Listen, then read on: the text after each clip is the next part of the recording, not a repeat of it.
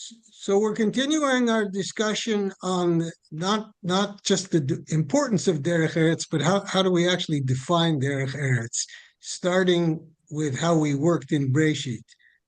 So I want to show you, before we go to tonight's, I want to show you two psukim, one in Sefer Yoshua and one in Sefer Shmuel. Here we go. And so where are we now? This one maybe?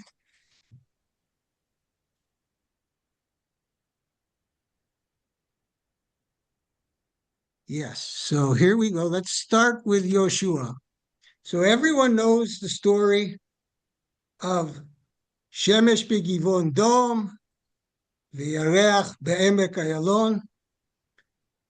So that's the occasion that we stopped the sun, right, and extended the battle, and Yoshua vanquished the Emori, right? Az yidaber Yoshua l'Hashem, b'yom tet Hashem et Emori lifnei bnei Israel. On that occasion, when God routed the Amorites before the Israelites, Joshua prayed to Hashem in the eyes of all Israel, and he said, Shemesh b'givon dom, v'yarech be'emek ayalon, let the sun stand still. And now comes the pasuk. It indeed happened, vayidom hashemesh, and the sun stood still, and the moon halted. Ad yakum goy oivav aloy ktuval sefer hayashar. So now, while a nation wreaked judgment on its foes, as it is written in the book of Yashar. So here was some book called Yashar. So let's look at Rashi. Rashi right here says, is it not written in the Sefer HaYashar? This subject is recorded in the Torah. For Yaakov it said to Yosef regarding the descendants of Ephraim, such as Yehoshua, the fame of his descendants will fill the nation. When did this occur? On this day, the day we're reading about, on the day the sun stood still for Yoshua. The entire world was filled with the fame of Yoshua. The entire world was filled with the fame of Ephraim. That's the, so where's the Sefer HaYashar part? Why is it not working?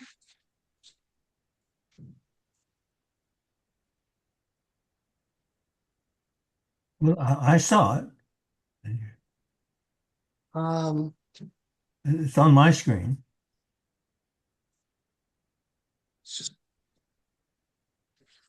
No, where it says that Sefer HaYashar is Sefer Breshit?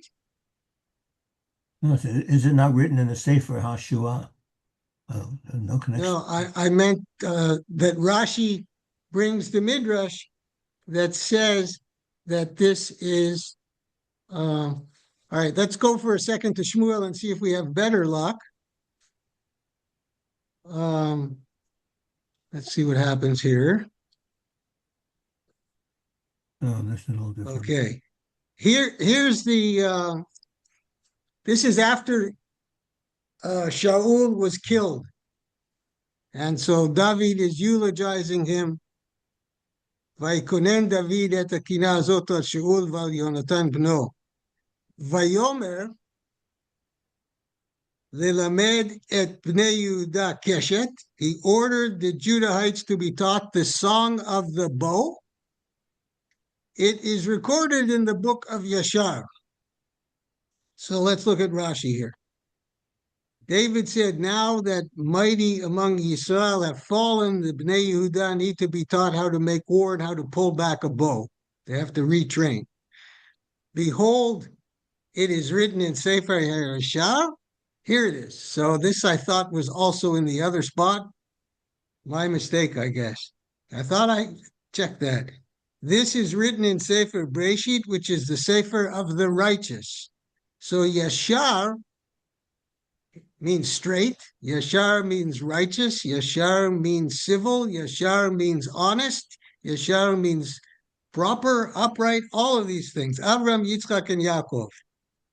And where in Breshit it is hinted of, your hand will be on the neck of your enemies. What type of warfare is where he placed the hand next to his forehead, which is opposite the neck?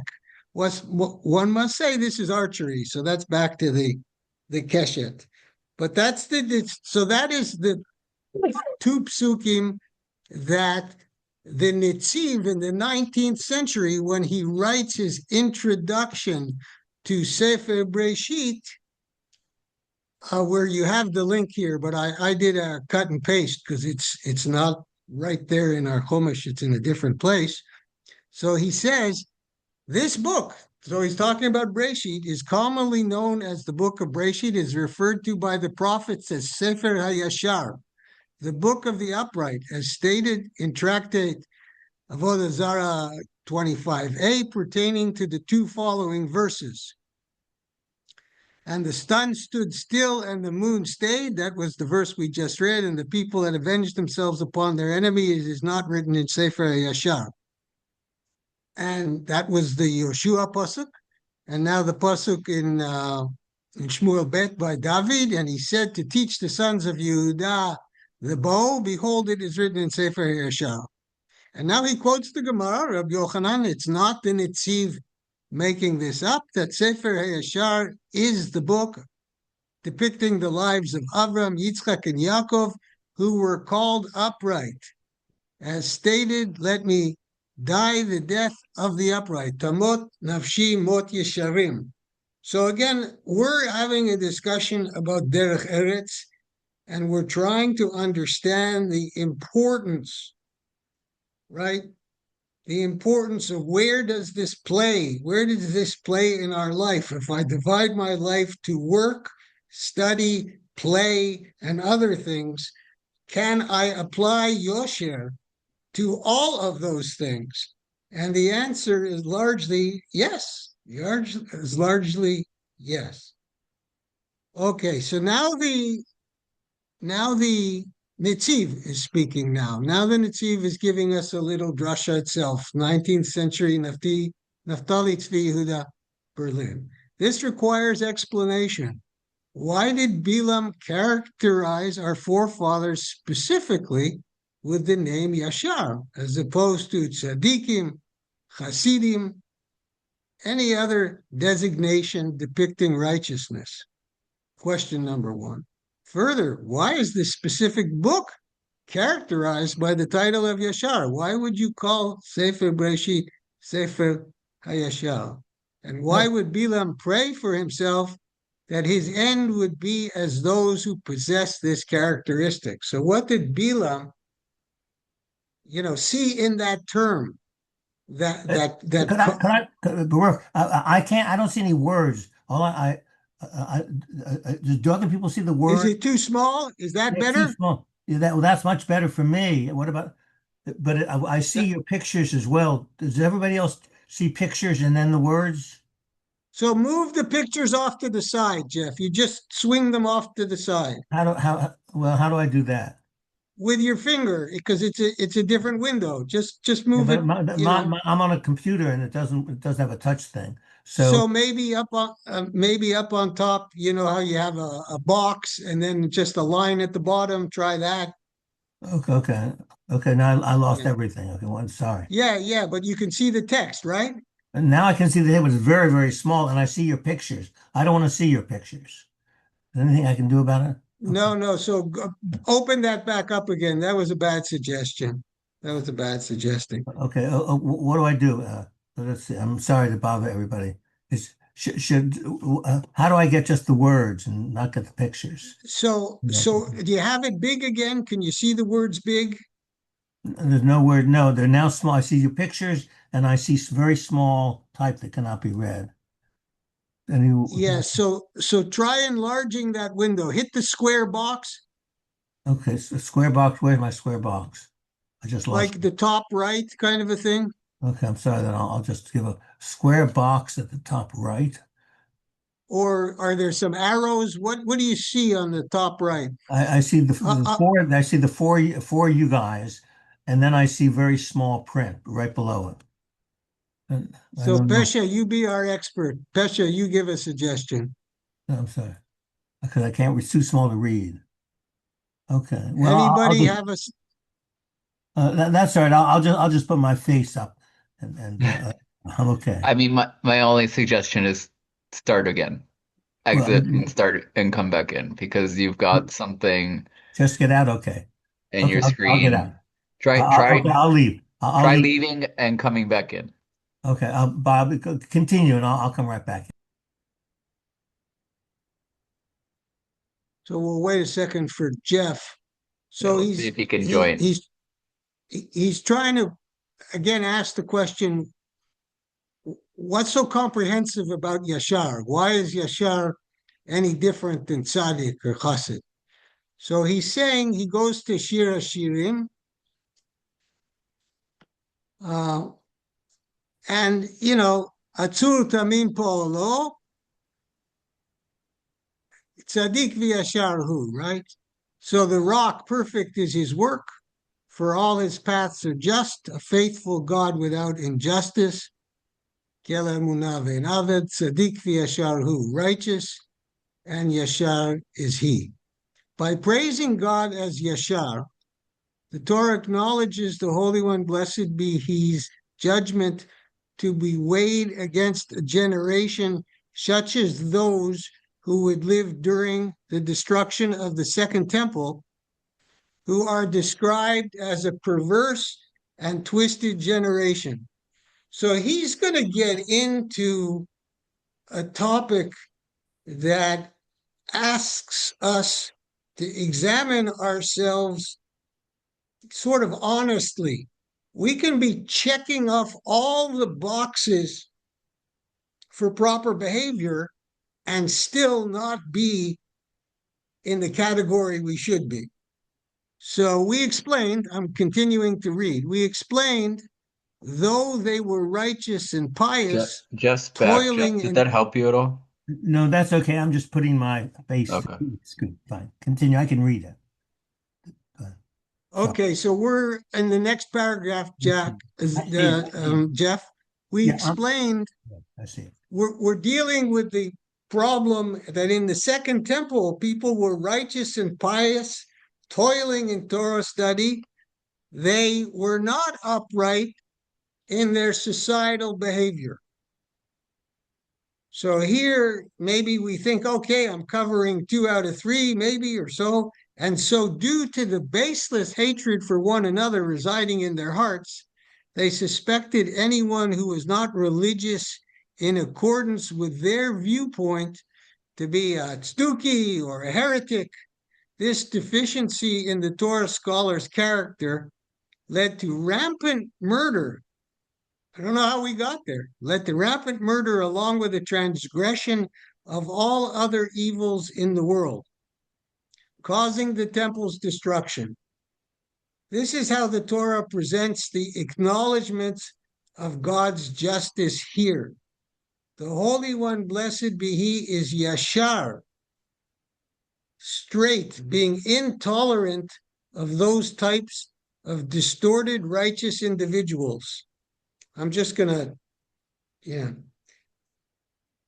He is only accepting of those who act in a way that is socially yashar, unlike those who act in a perverse manner, even when their actions are performed for the sake of heaven.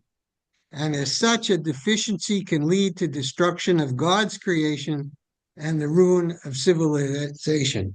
So this was the Netziv's depiction of how we were talking about derech eretz kadma Torah, that ultimately we can't have Torah unless we also have derech eretz. So that's the Netziv. And now they come back, they swing back to Sefer Breshit, they swing back to Avram Avinu, all of them actually. This was the greatness of our forefathers. In addition to being righteous, pious, and lovers of God to the utmost, they were also Yesharim. And that means they were civil with the other nations of the world, despite the latter being detestable idol worshippers. So our forefathers nevertheless extended them love and concern for their welfare, as this fortifies God's creation. So he's putting it very, very clearly, and it's intuitive, but it isn't intuitive. Now that we've read it, it makes so much sense. To illustrate, we see how our forefather Avram exerted himself greatly in prayer for the welfare of Sdom. He desired their survival, even though he totally detested them and their king due to their evil ways, as clear from how he spoke to the king.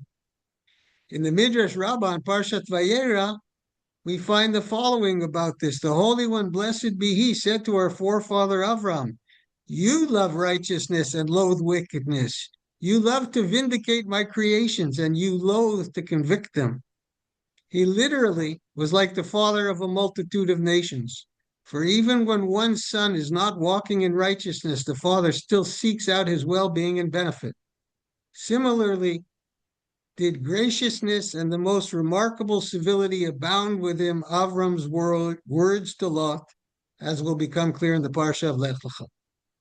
We also see how conciliatory our forefather Yitzchak was with his enemies, and was reconciled to a much greater extent than befitted the minimal words of appeasement submitted by Elimelech and his friends, as explained over there. So he's saying this isn't Avram, this is also only Avram, this includes Avram, Yitzchak, and Yaakov. Furthermore, even though our forefather Yaakov was justifiably furious with Lavan, I mean, the guy treated him, right? As he was aware, Arami Oved Avi, as he was aware that Lavan wanted to eradicate him and his followers, it would have happened were it not for God stopping him. He nevertheless spoke with Lavan in a gentle manner. This is the case to such an extent that the sages said of him in Breshit Rabbah, better the anger of the forefathers than the modesty of the descendant. Yaakov was readily appeased by him. We have likewise gleaned much more from the forefathers' societal behavior. This behavior is that which sustains the world, which is in turn a theme particular to this book, the book of creation. For this reason, this book is also entitled Sefer Yashar, highlighting this aspect of our forefathers' actions. So, beautiful words. It explains that basically the Torah is built on derech eretz. The Torah is built on Sefer Breshit. The Torah is built on our depiction of the qualities of Avram, Yitzchak, and Yaakov. Does anyone have any questions or comments on the Netziv before we go to the Maharal? So I gave you the link here. There's no English on the Maharal, so I did a short cut and paste with some big print that we all could see, and it's just sort of a summary. So I probably should show you. Actually, let me do this. Let me go to this screen for a second. Does everyone see this? Everyone with me still? I'm closing this. Okay. Everyone with me? Yeah? I'm with you. So I'm going to Jewish thought. I'm going to Maharal, I hope. Yes, going to Maharal. I hope everyone is still with me. I'm with so the you. Maharal is very prolific. And he has a book called Netivot Olam. Let me just make sure that I got that one right. Yes, I got that right. He has a book, Netivot Olam. Now look at the table of contents. Netiv means path. So the path of Torah, the path of worship, the path of Milut Chasadim, of doing chesed, the path of tzedakah, the path of judgment, the path of truth, the path of faith, the path of peace, the path of ahavat reya, loving your neighbor. Anava becomes a key thing. The path of humility, fear of God, netiv halashon, speech, avat Hashem, love of God, hashtika, silence, haprishut, separation, hatzniut, modesty, koach hayetzer, overcoming your inclination, tzedek, tshuva, so tzedek is righteousness, tshuva, hayisurim, all these things. And down at the bottom, netiv derech eretz. That's where we're reading from. There's only one chapter. Here it is in Hebrew, and I just did a cut and paste of it. So here it is. Just wanted you guys to see that. So here he's summarizing. That's a book we should all read. The Maharal goes long, but he's very thoughtful. Hadvarim asher hem derech eretz. So what are the things that we call derech eretz? But what is it? You know, is it broad? Is it narrow? It's all of the words of Musar, right? Of morals that are in Pirkei Avot. We call that derech eretz. Everything that's in Pirkei Avot, all the morals that are mentioned in the Talmud, and all the other morals, all the universal morals everywhere. That is the Hanhaga HaYishara, the upright or straight or proper behavior, V'hayafa ala briot, and acceptable and nice to other people. The yesh behem asher im lo yelech bahem hu chet v'avon gadol. So here we think that we have do's and don'ts, but if you don't act in the way of derech eretz, he says it's a great sin. And you have to be very careful with it. Tzich liot nizhar bahem. And so now that was the end of the quote. The person writing the article just summarizes there. HaMaharal madgish, the Maharal emphasizes, ki ha'anagot ha'tiviyot, the natural behaviors that have been accepted and by other people, that is the understanding of derech eretz. So if I move from one country to a place where the manners are slightly different, if I'm in that country, I should be, and I'm in that society, I should adopt the manners, so to speak, of that society. And now here's his summary. Al ken, therefore, al ken, therefore, al yakel ha'adam bidvarim shem derech eretz. Don't minimize the value of derech eretz. This is the moral dilemma that we have, is we're constantly prioritizing or waiting. So, and he says, don't make the derech eretz part of your moral structure, the light part. And then he reminds us, it's ki kadma derech eretz la Torah. The Gemara, Masechet Avot, all of these places says derech eretz kadma la Torah, precedes the Torah. So now they bring the midrash on the verse that we read several times in chapter 3 in creation of in the Garden of Eden, lishmor, right, to guard derech etz hachayim. So that was the verse. And so what's derech etz hachayim? Derech is derech eretz, he says, and etz hachayim is Torah. The only way you can guard Torah is by behaving in a way that has derech eretz. As it says, Eitz Chaim hi lamacha zinkim ba, that's the Torah. Melamed shekadma derech eretz la Torah alpayim shana. So that's the midrash saying, you know, the world was created and then it took us 26 generations, 2,000 years, till the Torah was given, right? So that we would develop our derech eretz. V'yivshar hamtziut el Torah. You can't bring yourself. You can't come to the reality of Torah if you don't have derech eretz. And they're saying that's why it took that 2,000 years before we were ready to receive the Torah. And now he's bringing avot, like we just said, imen derech eretz in Torah, that's Perek Gimel in Pirkei Avot. Mizeh nilmad ki derech eretz hu yesod laTorah. It's a foundation of the Torah. Shehu derech eretz hachayim. So that was the Maharal on this. Now I want to show you any questions, comments on the I Maharal have on this, I have a simple question. I have a simple please. question, which Yeah. if you look at the six, as you frequently do, look at all 613 commandments in the Torah, right, derived from the Ten Commandments, and we can put aside the temple sacrifices for this purpose, and then you compare it with behavior that derech eretz requires.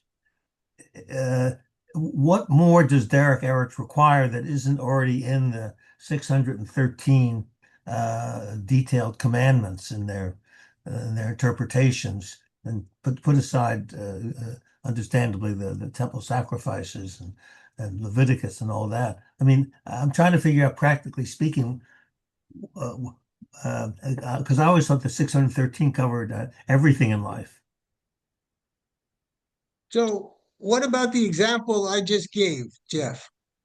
That if you moved from one place to another place where the courtesies are slightly different, Okay. right? The derech eretz are slightly different in mannerisms, Okay. um, right? Okay. That's not a commandment of the Torah. Do you follow me? To treat the aliens like human beings. So think of the Ramban. The Ramban repeatedly said to us that the Torah takes for granted that you have a moral structure already. The Torah is not an attempt to cover every single eventuality like you're suggesting. That's not doing. In fact, he says the whole reason why we have rabbinic decrees is because something wasn't covered in the Torah, so to speak. Do you Okay. follow me? So you're pointing out that a lot is covered in the Torah. Stand up for an older person, right? Honor this, give tzedakah. It's covered in the Torah. But if Right. I asked you, take this whole week and write down 10 norms that you're aware of and think that are important that aren't written in the Torah, Okay. right? Well, Then that's what I'm you having probably difficulties. would be able to. Okay. So for example, there's a category of rabbinic decrees called mipnei darkei shalom, because of the ways of peace. I didn't use the one mipnei tikkun olam because that gets used in many contexts, but both of them are rabbinic decrees to add categories that the Torah didn't command us to. So, for example, the Torah sometimes commands us to extend certain tzedakahs and coverages only to Jews. Okay. So then the Chachamim came and they said, Mipnei darkei shalom, if there's a city that's, call it a majority of Jews, and so therefore Jews control the government, Jews control the society there, you must extend all of those healthcare benefits and pension benefits and everything to the non-Jewish population, even if goes beyond the halacha, and that becomes a takanat chachamim. Did I get off subject, or did I answer your No, no. Well, question, that's Jeff? just so taking care of non-Jews is a derech eretz origin, not necessarily Torah origin, if I'm hearing. Well, but I'm saying the idea of rabbinic decrees at large are Yeah. to fill in what's missing, what's missing. But so remember we said that there's a machloket, but the Ramban takes it as granted that everywhere in the world, a mother and father, or in his case, a father, supports his family. The Torah doesn't need to tell us that. Do you remember that, Ramban? For him, it was derech eretz coming to the Torah Okay. that we bring it to that. Okay. So, Okay. so I'm sort of saying, That's yeah. good. Does anyone want to add to that topic? Anyone?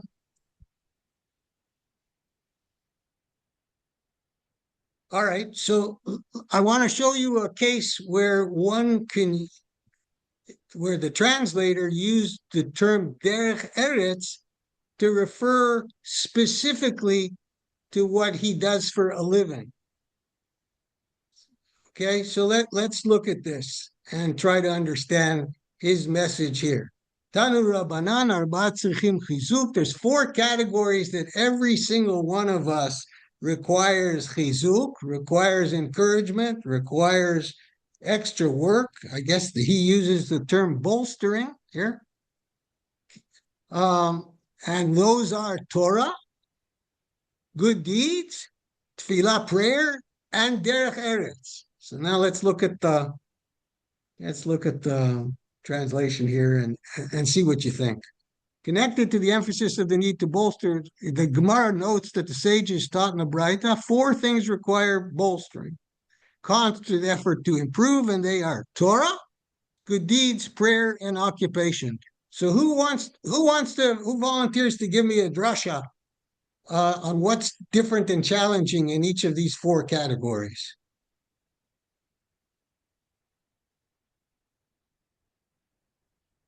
I know we're in the week of Thanksgiving. Okay. I actually, I'm like Jeff. I can't see you guys now because I blew up the screen.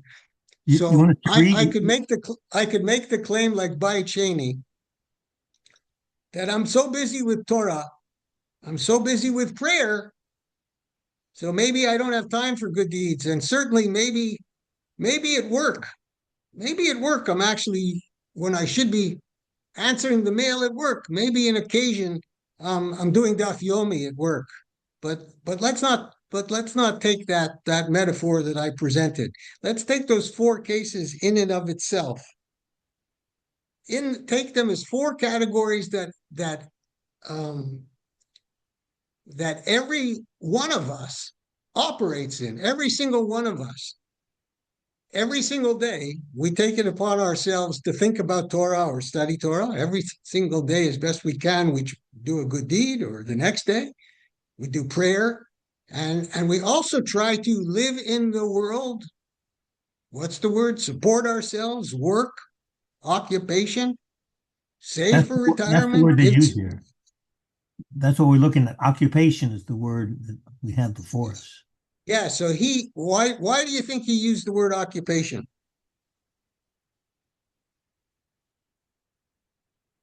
He wants us to earn a living. Yeah. So I think he's sort of dividing the day into the time that we study, the time that we do good deeds, the time that we pray, and the time that we do everything else. And that's the derech eretz. And we principally go to work. We're going to see another source that doesn't use this term occupation. So now basically, why do the sages say we need bolstering in these 4 categories? He doesn't say one of the 4, all of the 4. Anybody? I'm going to guess that it's because, I don't know about good deeds, but we can fall into a rote approach to Torah, prayer, and occupation. I don't know about good deeds, so I'm not so sure how strong my argument is. No, I think that's good, Tasha. I think that's good, because even good deeds. I remember someone not that long ago in the community said to me something like, "You were trained to do it, and you were told to do it, so you do it." Something like that. So yeah. I think you're onto something. I think you're right, and it isn't just rote. I think we can create a whole social structure for ourselves, where within the social structure we study, we do good deeds, we have prayers and occupation, and we're still living in our social structure and not really living in the Torah. We're not living in the good deed. We're not living in the prayer. Not living.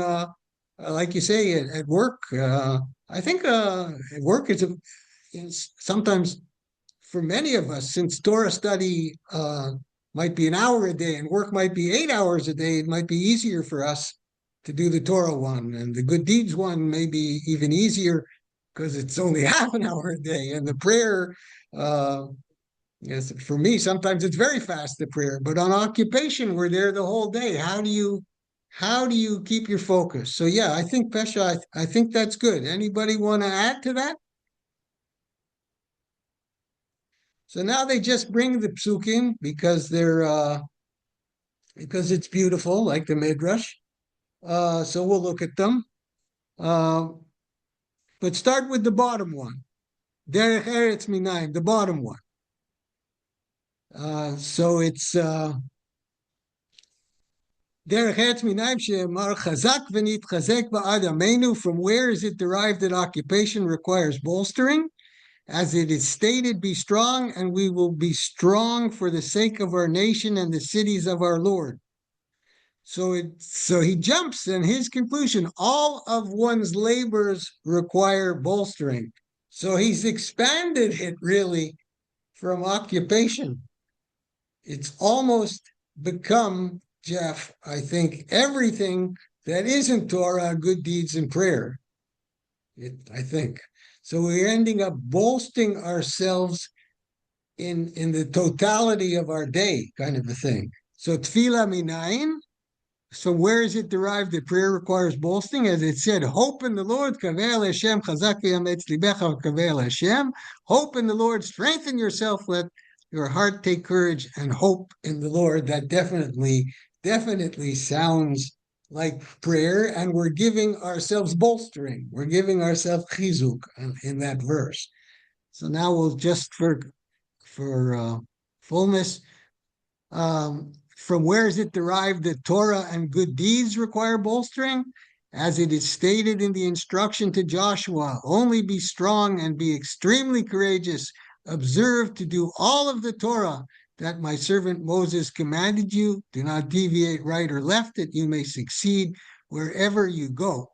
So in this verse, observe refers to Torah study, and do refers to good deeds, the Maharsha says. So they come together. The apparently repetitive language is not extraneous. The Gemara derives, be strong in Torah and be courageous in good deeds. So that's the chazak for each of those two.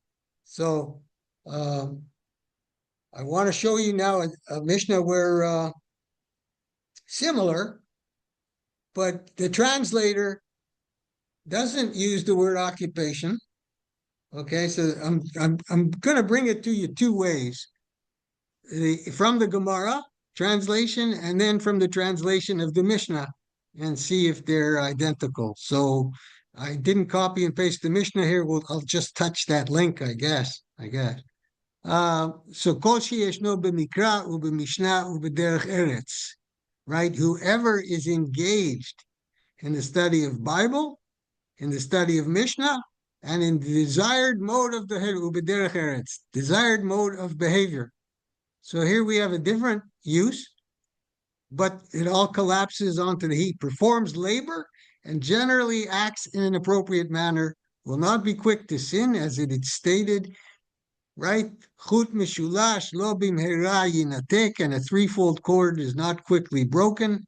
One who is involved in all three of these activities will not sin easily. Very convincing. And anyone who does not engage in the study of Bible, nor Mishnah, nor the desired mode of behavior, really is not part of society. How did they say that in Hebrew?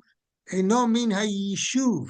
Yishuv is, we're going to call it the society. We call yishuv, could even be a village, right? He is not considered a civilized person at all.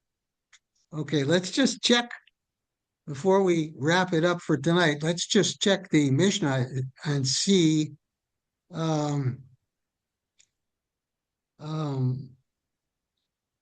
Yeah, so it's actually, maybe in the Gemara they split this Mishnah into two. Does everyone see where we are here? Halfway, right? So anyone who performs one mitzvah has goodness bestowed upon him. His life is lengthened, and he inherits the world, the life in the world to come. And anyone who does not perform one mitzvah does not have goodness bestowed upon him. His life is not lengthened, and he does not inherit the land of the world to come. So here we are now, our part. Anyone who is engaged in the study of Bible and in the study of Mishnah and in the desired mode of behavior, i.e. performs labor and generally acts in an appropriate manner, will not be quick to sin, as it is stated, and a threefold cord is not quickly broken. So basically the exact same translation, So that's sort of interesting. I was, I guess,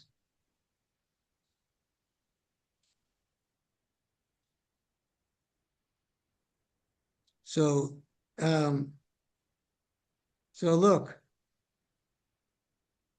here it says, and not in derech eretz, that his dealings in others would not be joyous. So somehow, this whole area of derech eretz requires its own level of effort and improvement all the time, just like any other midah or any other mitzvah that we're working on. Okay. So the translations are pretty much identical. Let's go back for a second. I just want to show you guys. Well, let me shut off the recording. Just a minute.